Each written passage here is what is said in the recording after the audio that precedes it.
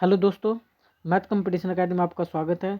तो दोस्तों, हमने 10th मैथ की सीरीज शुरू कर रखी थी और इसके अंदर मोस्ट इंपॉर्टेंट क्वेश्चन ही कर रहे थे जो कि प्रीवियस एग्जाम में आए हुए हैं। जैसे कि क्वेश्चन आप देख सकते हैं, रिपीटेड है बहुत बार दोस्तों, 2020, 2019, 2014, 2013 मोस्ट इंपॉर्टेंट क्वेश्चन है। लेकिन इस वीडियो की खास बात ये रहने वाली है कि आज हम लगभग 14 से 15 नंबर पक्के कर लेंगे। देखिए कैसे हम 14 से 15 नंबर पक्के करेंगे। जैसे कि फर्स्ट क्वेश्चन देखिए आप लोग, हमने एक क्वेश्चन किससे उठा लिया, एपी से उठा लिया, जो कि 3 नंबर में लगभग पूछा गया है। इसके बाद अगर बात करूँ सेकंड, इसको देखिए क्वेश्चन को, हमने क्वेश्चन उठा लिया ट्रायंगल से, जो भी ये क्वेश्चन भी आपका अराउंड 3 नंबर के लगभग आता है। नेक्स्ट क्वेश्चन देखिए, फिर हमने क्वेश्चन उठा लिया है 2 वेरिएबल से, द्विघात समीकरण से। ये आपका बहुत इंपॉर्टेंट क्वेश्चन है, कई बार 5 नंबर में सीधा पूछा हुआ है। इसके बाद देखिए एक क्वेश्चन फिर मैंने ले लिया है द्विघात बहुपद से, यानी द्विघात समीकरण बाय क्वाड्रेटिक इक्वेशन से। ये भी इंपॉर्टेंट क्वेश्चन है और ये भी आपका 3 नंबर में बहुत बार पूछा गया है ना। 3 से 5 हो सकते हैं, 5 से 3 हो सकते हैं। इस पर आप ये ना देखें कि 3 में आया 5 में, लेकिन फिर भी बता रहा हूँ जो कि ज़्यादातर क्वेश्चन पूछे गए हैं, यानी 15 नंबर आप इस वीडियो से पक्के कर सकते हैं। ये क्वेश्चन इंपॉर्टेंट है, घूम फिर करके ये आते हैं, ये किसी ना किसी कोड में आपसे पूछे जाएंगे, तो आज इनको पक्का कर लेंगे, हमें कोई जल्दबाजी नहीं है। देखिए फर्स्ट क्वेश्चन को, चले फर्स्ट क्वेश्चन से शुरुआत कर देता हूँ। ये देखिए भाई, एक मिनट रुके, सिर्फ चले अब हो गया है, ठीक है भाई। चले अब देखिए क्वेश्चन में क्या बोल रहा है। क्वेश्चन में बोला हुआ है कि 636 योग प्राप्त करना है।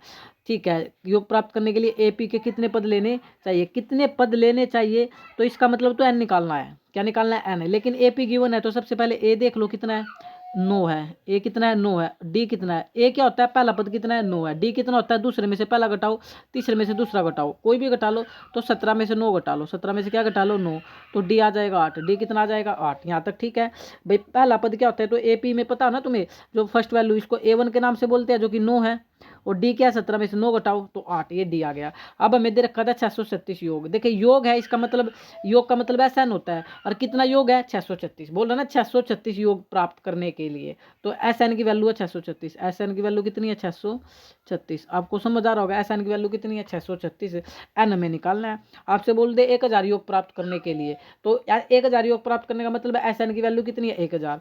यहाँ 636 योग है तो एस एन की वैल्यू कितनी है, 636। फार्मूला लगाओ, आराम से निकाल लोगे। एस एन का फार्मूला क्या होता है, एस एन का फार्मूला क्या होता है, तो मैं लिख देता हूँ n/2 इंटू 2a प्लस में n-1 और इंटू में डी और बराबर कितना, 636। बराबर में कितना चल रहा था, 636। देखो एस एन का पहले फार्मूला मैंने अप्लाई किया ताकि तुम्हें समझ आए। एस एन का फार्मूला होता है n/2 into 2a plus n-1 into D बराबर 636। होपफुली ये समझ आ चुका होगा आपको। चले अब मैं आगे बढ़ता हूँ। देखिए ध्यान से देखना, ए की वैल्यू 9 थी और डी की वैल्यू कितनी थी, 8 थी। ए की वैल्यू कितनी थी, 9 थी। डी की वैल्यू कितनी थी, 8 थी। ठीक है, अब आप आराम से इसको कर सकते हैं। यहाँ पर जो डी है, डी की वैल्यू 8 है, इसको ठीक है भाई। अब n/2, ये तो n तो हमें निकालना ही है, n/2 इंटू 2a, ए की वैल्यू कितनी है, 9 है, प्लस n-1, n तो हमें चाहिए, इंटू डी, डी कितना है, 8 है, और बराबर कितना चल रहा था, 636। कितना चल रहा था, 636।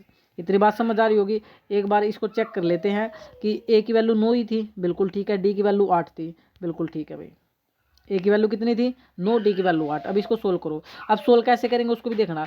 n/2 का इस ब्रैकेट का रिलेशन मल्टीप्लाई का, तो जो ये इंटू में 2 है, जो ये अपोन में 2 दिख रहा है, सॉरी इंटू में नहीं, अपोन में n/2, जो ये बाय में 2 दिख रहा है, जो ये अपोन में 2 है, जो भाग में 2 है, अगर सिंपल बोलूँ तो क्या काम करेंगे, 9 दूनी 18, इस 8 को अंदर भेज दो, ये हो जाएगा 8n माइनस का 8। इतनी बात समझ आई क्या, क्या क्या मैंने इस 8 की मल्टीप्लाई अंदर कर दी, तो 8 कैन से करूँगा 8n, और 8 एकम 8, और बराबर चल रहा था 636। क्या चल रहा था, 636। और ये नीचे जो 2 था, ये नीचे वाला 2 कहाँ चल जाएगा, ऊपर। इतनी बात समझ आ चुकी होगी। अब इसको थोड़ा और सोल्व कर लो। 18 में से 8 गया 10, प्लस में 8n, प्लस में 8n, और बराबर 36 दूनी 72 और 6 दूनी 12, ये हो गया 1272। अब यहाँ से क्या काम करो, इस n को भी अंदर भेज दो भाई, इस n को भी, इस n की मल्टीप्लाई अंदर कर दो, क्योंकि n की वैल्यू हमें चाहिए। तो n की 10 से गुना करूंगा तो 10n, प्लस इस n की 8 से गुना करूंगा तो 8n²। ये तो आपको पता है ना, n की गुणा n से करोगे तो क्या होगा, n²। अरे तो हर बच्चा जानता है, अगर n की गुणा n से करोगे मल्टीप्लाई में, जब बेस सेम होता है तो पावर ऐड होती है, तो एक पावर ही एक पावर है, तो n की पावर कितनी हो जाएगी, 2। n की पावर कितनी हो जाएगी, 2। तो यहाँ भी हुआ है 8n की जब n से की 8n², और बराबर 1272। तो ये प्लस का इधर आकर किसका हो जाएगा माइनस का, किसका हो जाएगा माइनस का, बराबर क्या पड़ी रहेगी 0। इतनी बात समझ आ रही है। अब जरा ये बता दो इसमें क्या कॉमन नजर आ रहा है, 10n प्लस 8n स्क्वायर, चलो मैं इसको आगे ले लेता हूँ, 10n प्लस 8n स्क्वायर और 10n प्लस 8n स्क्वायर। देखिए क्या थी equation, 10n plus 8n square -1272 भाई, -1272 और बराबर था 0।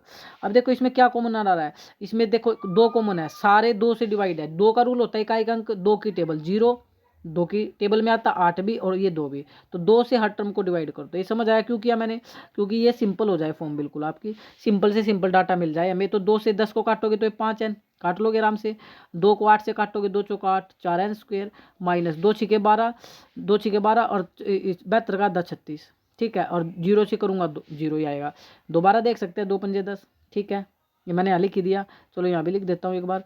2 से काटोगे 2 चौके 8 4 और 2 से काटोगे 2 छिके 12 और 36 दूनी 72, 2 तिया 6 2 छिक 12, ये कैलकुलेशन तो आराम से आप कर लोगे, ठीक है भाई कर सकते हो आराम से। तो ये आ गया 5n plus 4n square minus 636 बराबर 0। लेकिन आपको पता है ना एक चीज़ का, पहले बड़ी पावर चाहिए, तो पहले आएगा 4n स्क्वायर प्लस में 5n और माइनस 636 और बराबर में 0। भाई पहले बड़ी पावर फिर छोटी पावर फिर विदाउट पावर, तो ये द्विघात समीकरण प्रॉपर बन चुकी है। अब हम क्या काम करते हैं आपको पता होगा थोड़ा सा, अगर आप लोग जानते हैं इसको कैसे सोल्व करते हैं। भाई पहला सेम, लास्ट सेम और बीच का साइन सेम और बराबर क्या पड़ी हुई है 0, ये तो सभी को पता होगा भाई। अब पहला देखो ये तो तरीका है मैंने बताया हुआ है, बाद जगुन और खंड विधि लगाएंगे इसमें, पहला सेम लास्ट सेम बीच का साइन सेम, मेरे वे से आप इसको समझना अच्छे से। अब क्या करते हैं, लास्ट और लास्ट की मल्टीप्लाई होती है, 636 की 4 से गुणा करनी पड़ेगी, 636 की 4 से गुणा करनी पड़ेगी। 636 की पहले 2 से कर लो ना, 36 दूनी 72, 6 दूनी 12 72, अब 2 से और कर लो भाई, तो ये हो जाएगा 2 दूनी 4 7 दूनी 14 1 12 दूनी 24 1 25 25 44 आया भाई, गुणा करके 25 44 आती है।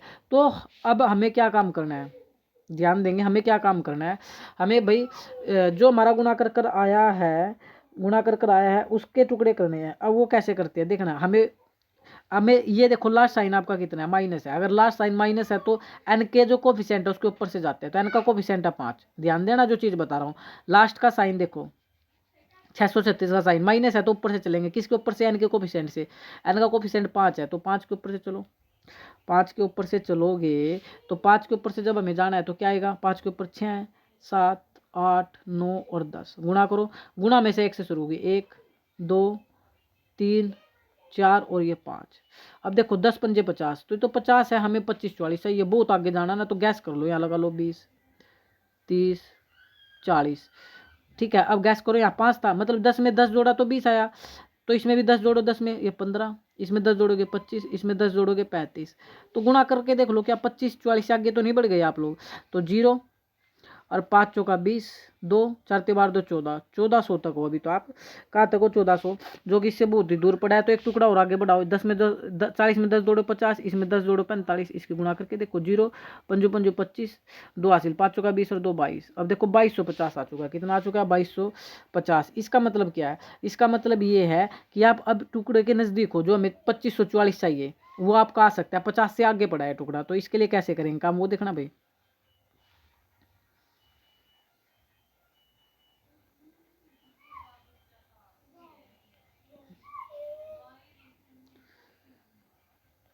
ठीक है, देखिए 50 और 45 से आगे टुकड़ा अगर हमारा पड़ा था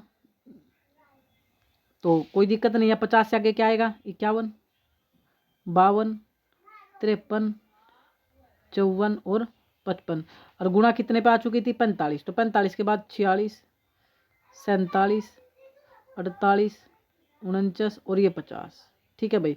अब सर क्या काम करेंगे, इकाई अंक देखो क्या चाहिए, गुणा, तुम्हें इकाई अंक कितना चाहिए, गुणा जो 25 44 चाहिए था ना, हमें इकाई अंक 4 चाहिए, इकाई अंक क्या चाहिए 4, तो 4 पर रुको ना, जिससे हमें बेनिफिट होगा, तो 4 पर रुकते हैं।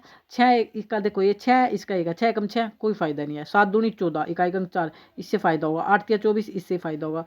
अब ध्यान देना, या तो टुकड़ा हमारा 52 और 47 है, टुकड़ा 53 और 48, इनमें से कोई एक टुकड़ा है, सर कौन सा है भाई, वो तो गुणा करने से बात बनेगी, ऐसे बात बनने वाली नहीं है। तो चलो ठीक है, मैं पहले इसको इसकी ट्राई करता हूँ 53 से 48 की, या नहीं 53 से 48 रहने दो, 52 से 52 और 47 की गुणा कर लो, तो 52 से 47 की गुणा आप करोगे तो कोई दिक्कत आने वाली नहीं है। कैसे देखे ध्यान से, 47 से कर लो, कोई दिक्कत नहीं है।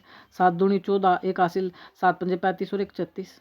ठीक है भाई, 7 दूनी 14, एक हासिल 7 पंजे 36, 4 दूनी 8 और ये कितना आ जाएगा 5 चौका 20, 5 चौका 20। तो ये 4 और 0 4, 8 और 4 14, एक हासिल 3 और एक 4 और 2 24, 44 आया। कितना आया 24 44, हमें चाहिए था 25 44। इसका मतलब ये है सिंपल सा कि आपका ये तो चलेगा नहीं 52 47 वाला टुकड़ा आपका राइट है 53 48। गुना कर लेना आप लोग खुद ही, जैसे मैंने यहाँ करके दिखाई है। आपका आंसर आएगा 25 44। कितना आएगा 25 44। और एक बात को और ध्यान रखना, एक तो चीज़ आपकी वेरीफाई होगी कि भाई 25 44 हमें जो आंसर चाहिए था वो आ गया 53 गुना 48 होता है। लेकिन हमें एक चीज़ और देखनी होती है, वो मैं आपको बता देता हूँ। वो चीज़ क्या है भाई, अब जो टुकड़े आए ना उनको इस प्रकार प्लस प्लस करो या माइनस, जिससे हमें 5 भी मिल सके। तो देख लो क्या हमें 5 भी मिल रहा है, बिल्कुल भाई, क्या हमें 5 भी मिल रहा है, वो भी चेक करो टुकड़े से। 53 में से 48 घटाओ, 53 में से क्या घटाओ 48, तो हमारा क्या आता है 5 भी आता है। अंतर कितने का इनका 5 का अंतर है। 53 में से 48 गया 5, तो इसका मतलब हमारा काम बिल्कुल ठीक हो रहा है। तो अब हम कर सकते हैं आराम से, कोई दिक्कत वाली बात नहीं है। ठीक है, एक तो 53 था और एक 48 था, तो एक टुकड़ा आ गया 53N और एक टुकड़ा आ गया 48N। कितना आ गया 48N। लेकिन एक बात बताओ, ये 5 कैसे आया था घटाने से, 53 में 48 का घटाना, और घटाने के लिए एक प्लस और एक क्या साइन होता है माइनस। क्या होता है माइनस। अब क्या करते हैं, पहले 2 में कॉमन और लास्ट 2 में कॉमन लेते हैं। पहले 2 में कॉमन और लास्ट 2 में क्या लेते हैं कॉमन लेते हैं। इस स्टेप को बड़ा ध्यान से समझना आप लोग भाई, ठीक है, इस स्टेप को ध्यान से समझना। आपका जो अब देखे, ये आपको सारी चीज़ें मैंने अच्छे समझा दी है कि भाई ये 53 और 48 कैसे आया था, ठीक है, और यहाँ प्लस और यहाँ माइनस कैसे है, इसको थोड़ा ध्यान से रखना। मैं आगे बढ़ रहा हूँ, अब पहले 2 में कॉमन लूंगा मैं और फिर लास्ट 2 में कॉमन लूंगा। अब देखिए ध्यान से, नेक्स्ट पेज पे जाएंगे, 8वें पे आते हैं। तो एक बार लिख लेता हूँ मैं दोबारा से, क्या है आपका 4n² plus 53n minus 48n और माइनस कितना था भाई आपका 7 पर आओ 6 पर आना पड़ेगा। ये था 4n² plus 53n minus 48n और माइनस 636, माइनस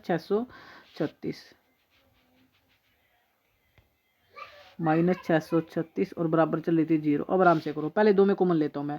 4n में इसमें और 53n में कोई कॉमन नहीं, सिर्फ n कॉमन है, तो ये हो गया 4n प्लस 53। ठीक है, एन से एन कट जाएगा। ये जो साइन होता है ना ये हमेशा सेम आता है। अब बच्चे को ये तो पता ही है, ब्रैकेट तो सेम आएगी नहीं, 4n प्लस 53 तो आना ही आना है सर, ये तो सेम ही आएगा। बराबर क्या पड़ी थी 0, बराबर क्या पड़ी थी 0। भाई ये मैंने कैसे कर दिया, क्योंकि हर बच्चा जानता है ब्रैकेट क्या आती है सेम। अब हमें नहीं पता ना यहाँ कॉमन क्या आएगा, लेकिन पहले से भाग दे दो कॉमन आ जाएगा। एन से एन कटा, और 48 को जब 4 से भाग करोगे, 4 एकम 4 4 दूनी 8, तो 12 कॉमन था। क्या कॉमन था भाई 12 कॉमन था। तो एक फैक्टर तो ये आ जाएगा आप लोगों का, जो दो ब्रैकेट सेम होते हैं। तो एक तो हो जाएगा 4n प्लस 53 और एक फैक्टर हो जाएगा आपका n-12। क्या हो जाएगा n-12 और बराबर क्या पता 0। अब इसका मतलब ये है 4n प्लस 53 ये भी किसके बराबर है 0 और n-12 ये भी किसके बराबर है 0। ये तो बात आपको पता ही होगी, बिल्कुल पता है सर। जब रिलेशन मल्टीप्लाई होता है तो इस ब्रैकेट को भी 0 के बराबर रख सकते हैं, इस ब्रैकेट को भी 0 के बराबर रख सकते हैं। तो n निकाल लो, ये प्लस का उधर जा करके माइनस, और ये मल्टीप्लाई का 4 यहाँ किस में आएगा डिवाइड में, ये 4 कर लेना भाई, ठीक है, यहाँ स्पेस नहीं है तो n, और ये माइनस उधर जाकर का प्लस का हो जाएगा तो 12। अब आप ही बताओ हमें चाहिए था कितने पद चाहिए। जो पद होते हैं यानी जो n की वैल्यू होती है, क्या वो कभी भी फ्रैक्शन हो सकती है। पहली तो बात तो फ्रैक्शन ही नहीं हो सकती, भिन्न नहीं हो सकती, और दूसरी बात ना वो माइनस हो सकती, इसलिए तो असंभव है। इसका मतलब n ये आप लिख देना, क्योंकि जो n होता है वो प्राकृतिक संख्या होती है, आप ये लिख देना रीजन नेचुरल नंबर होता है, इसलिए तो संभव ही नहीं है। n की वैल्यू क्या आएगी 12। तो ये बोल रहा था ना कि कितना योग प्राप्त करने के लिए 636 योग प्राप्त करने के लिए कितने पद चाहिए, तो 12। कितने पद चाहिए, प्रथम 12 पदों का योग 636 आपका आएगा, तो n की वैल्यू 12 आएगी। तो होपफुली ये क्वेश्चन तो आपको अच्छे से समझ आया होगा कि किस प्रकार करना है।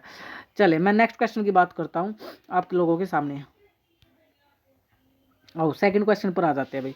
अब सेकंड क्वेश्चन में देखो क्या बोल रहा है, 6 मीटर लंबाई वाले एक ऊर्ध्वाधर स्तंभ की भूमि पर छाया की लंबाई 4 मीटर है, जबकि उसी समय एक मीनार की छाया की लंबाई 28 मीटर है, तो मीनार की ऊंचाई ज्ञात कीजिए। बड़ा अच्छा क्वेश्चन है। ये बोल रहा है कि 6 मीटर लंबाई वाले एक ऊर्ध्वाधर स्तंभ की भूमि पर छाया की लंबाई 4 मीटर है, जबकि उसी समय एक मीनार की छाया की लंबाई 28 मीटर है, तो मीनार की ऊंचाई ज्ञात कीजिए। मोस्ट इंपोर्टेंट, हजारों बार एग्जाम में आया हुआ क्वेश्चन है। अब मैं इसको बड़ी आराम से आपको समझाता हूँ। पहले तो मैं इसका आंसर ही निकाल कर दिखा देता हूँ, परेशान मत होना, ठीक है। वो आंसर क्या है देखो, बिल्कुल शॉर्टकट बताता हूँ, फिर मैं पूरा भी करके दिखाऊंगा भाई। पूरे से पहले अगर आप इतना भी कर दोगे ना तो आपको नंबर पूरे मिलेंगे। एक बार देखो तरीका क्या है, क्या मैं सिखाने वाला हूँ। देखो 6 मीटर लंबाई है, 6 मीटर क्या है लंबाई है, तो 6 लिख दो बटे लंबाई के नीचे लंबाई रखनी है बस। यहाँ 6 मीटर लंबाई थी और यहाँ कितनी लंबाई है, यहाँ यहाँ पर जबकि उसी समय एक मीनार की छाया की लंबाई 28 मीटर है। मीनार की ऊंचाई तो हमें ज्ञात करनी है, मीनार की ऊंचाई क्या करनी है, हमें ज्ञात करनी है। तो 6 मीटर लंबाई वाली एक और 10 स्तंभ की भूमि पर छाया की लंबाई 4 मीटर है। तो 6 मीटर लंबाई थी और यहाँ लंबाई कितनी है, मीनार की ऊंचाई उसको h मान लो, उसको क्या मान लो h।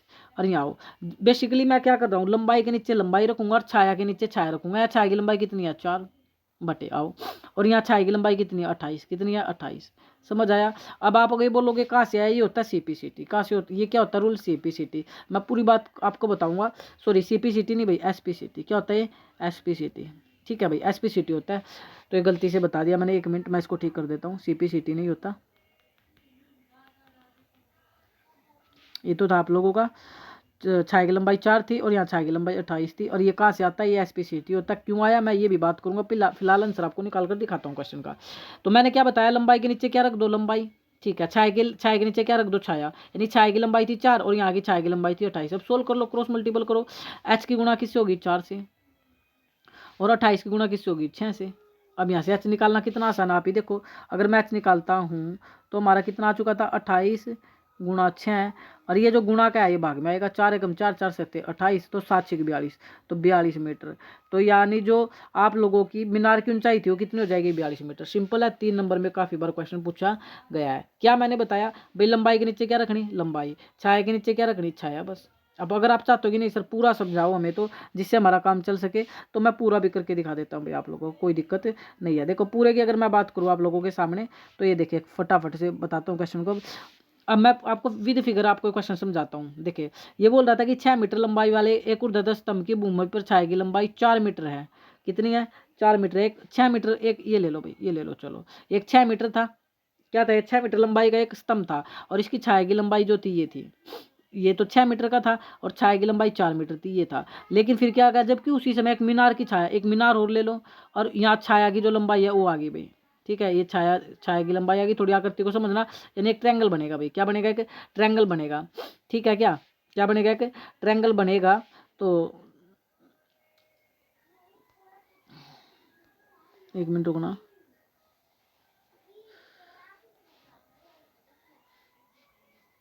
मैं इसको ठीक बना देता हूँ आकृति को। ठीक है, अब थोड़ा सा ठीक है भाई। यह 1 सेकंड रुक ही जाओ भाई, यह आकृति गलत हो रही है। मैं दोबारा से समझाता हूँ आप लोगों को। ये लो, देखना भाई, पहले मैं यही ले लेता हूँ ताकि गलती ना हो मेरे से। क्या ले लेता हूँ मैं सबसे पहले मीनार ही ले लेता हूँ। क्या ले लेता हूँ, मीनार लेता हूँ। मीनार बड़ी होगी, मीनार क्या होगी, बड़ी, और इसकी छाया की लंबाई ये है भाई। अब समझ लेना आप लोग अच्छे से। फिर क्या था, एक इसमें सतम था, ये सतम था, और ये इसकी छाया की लंबाई थी। ठीक है, अब ठीक है बिल्कुल। अब देखो, अब ध्यान से देखना, अब समझाता हूँ दोबारा से। 6 मीटर लंबाई वाला ये था, 6 मीटर भाई। ठीक है, जो जिसका नाम दे रहा हूँ ए बी। अब आप आराम से सीखना, ये ए बी था और ये बी सी छाया थी। एक 6 मीटर, ये देखो 6 मीटर लंबाई का एक स्तंभ लिया, और इसकी छाया की लंबाई 4 मीटर थी। कितनी थी, 4 मीटर थी। जबकि उसी समय एक मीनार की छाया की लंबाई, मीनार की छाया की लंबाई, ये मीनार है जिसको मैं नाम दे देता हूँ ए बी सी, इसको नाम दे देता हूँ डी, और इसको नाम दे देता हूँ ई। ये मीनार होगी आप लोगों की, डी ई मीनार है। और जबकि उसी समय छाया की लंबाई 28 मीटर है मीनार की, तो ये पूरी जो कि ई सी है ये 28 मीटर है। कितनी है, 28 मीटर है। होपफुली अब तो आपको ये समझ आया होगा कि इसकी आकृति कैसे बनेगी। यानी सिंपल सा एक बड़ा ट्रायंगल होगा, एक छोटा ट्रायंगल होगा। एक ये 90 डिग्री वाला है और एक ये 90 डिग्री है। ई पर 90 डिग्री है, बी पर 90 डिग्री है। अब आपको क्या काम करना है भाई, आप एक काम करो, इस पूरे ट्रायंगल में काम कर लो और इस छोटे ट्रायंगल में काम कर लो, और इनको आप लोग क्या कर दो, इनको क्या कर दोगे आप लोग, बताओ, समरूप। क्या कर दोगे आप लोग, इनको समरूप कर दो, तो आपका आंसर आ जाएगा। समरूप कैसे करते हैं सर, वो सिखाओ। उसके लिए देखो एक काम करो, आप काम कर लो बड़े ट्रायंगल में। तो त्रिभुज आप लिख लेना, त्रिभुज, यही बता देता हूँ, त्रिभुज डी ई सी, त्रिभुज डी ई सी, तथा त्रिभुज त्रिभुज छोटा त्रिभुज कौन है, A B C, A B C, A B C.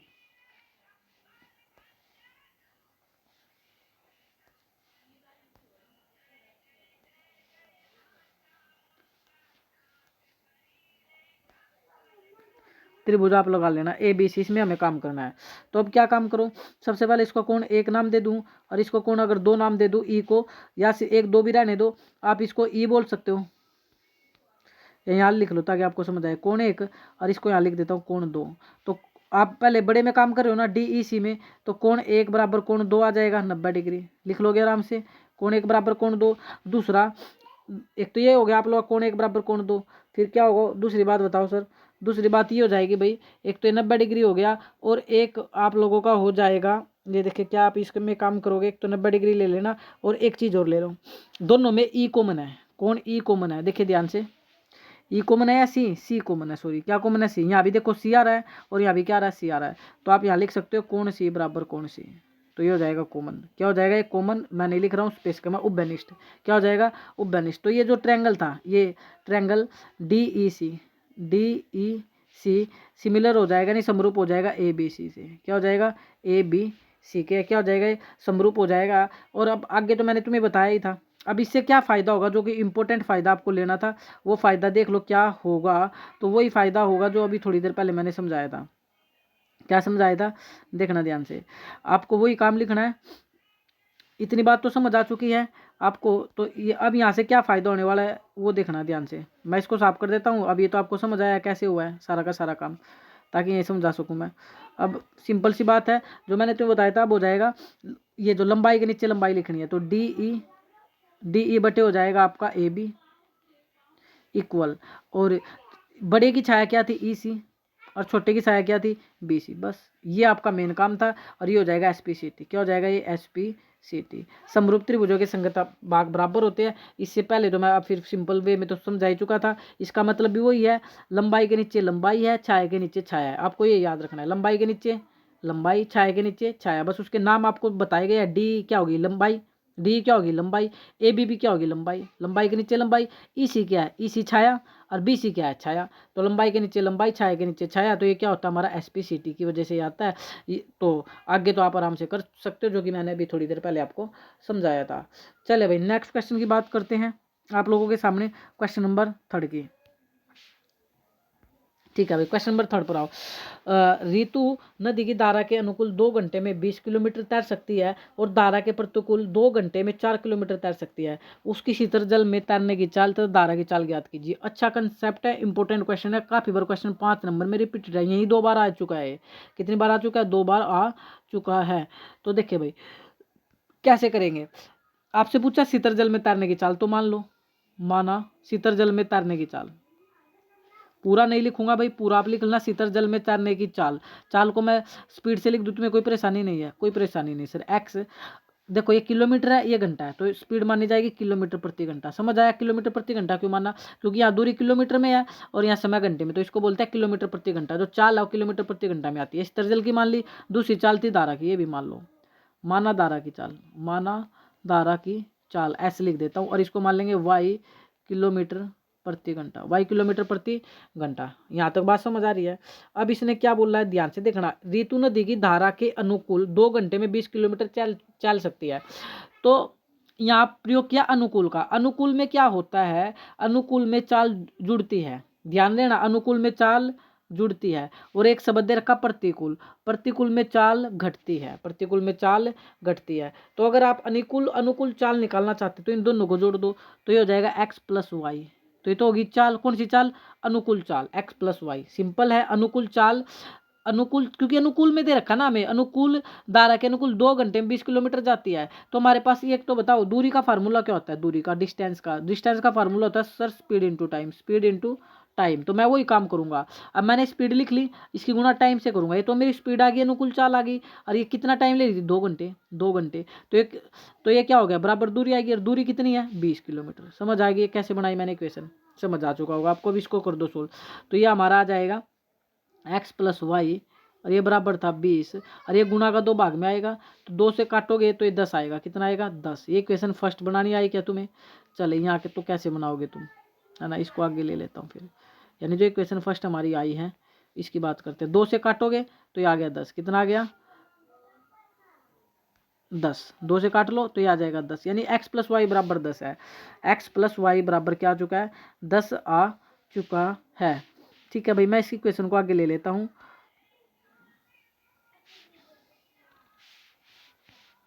X plus Y बराबर कितना आ चुका था भाई 10, ये याद रख लोगे आप लोग।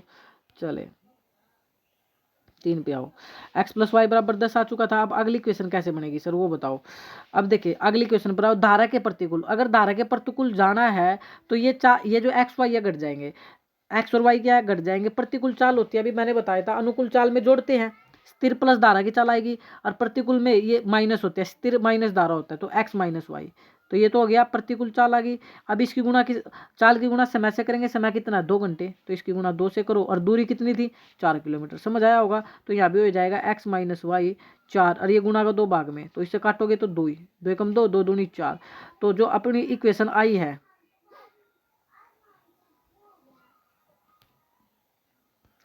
यानी अपनी इक्वेशन जो अगली आई है, तो फर्स्ट इक्वेशन आ चुकी है, अगली इक्वेशन आई है x माइनस वाई बराबर 2, x माइनस वाई बराबर 2। आप देख सकते हैं x माइनस वाई बराबर 2।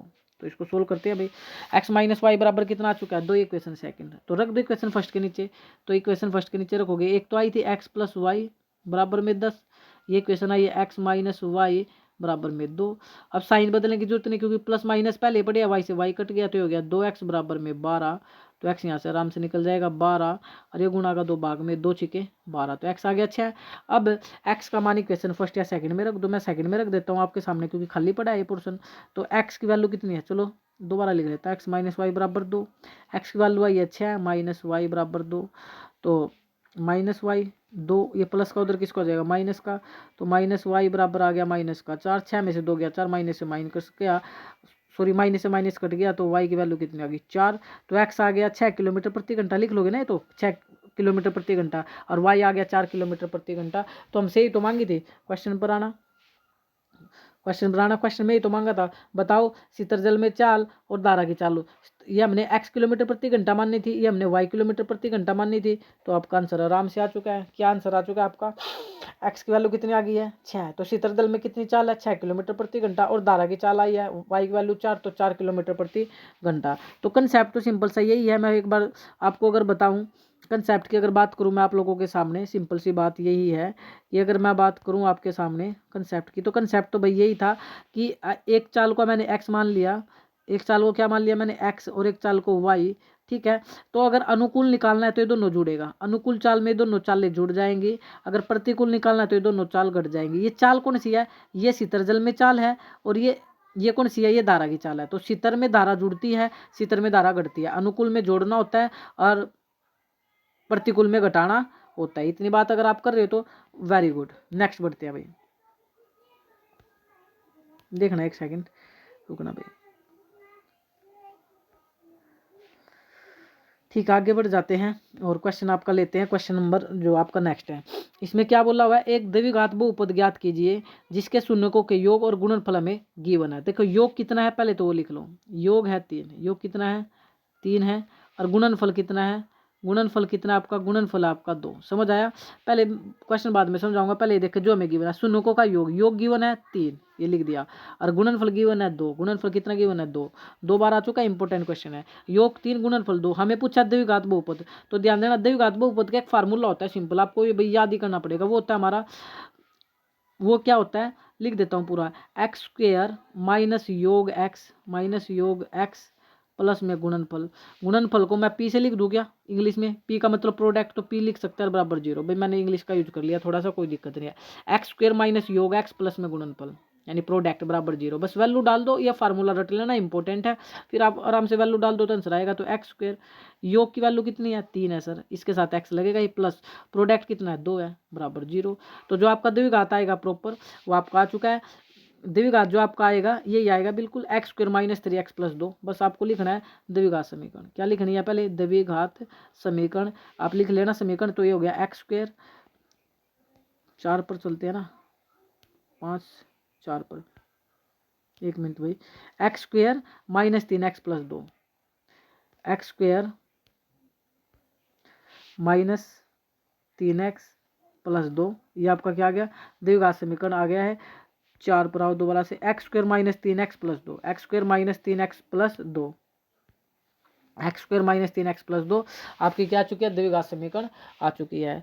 तो आपको हो बिल्कुल होपफुली अच्छे से समझ आया होगा। अगर आपको लगता है कि सर कुछ कमी है आपके समझाने में तो हमें एक बार ज़रूर कमेंट करें और हमें करके बताएं कि सर ये प्रॉब्लम है जो हमें समझ नहीं आती है। कोई भी क्वेश्चन आपको पूछना है तो कमेंट बॉक्स में डाल दे, उसका भी सोल्यूशन आपके सामने तुरंत दे दिया जाएगा।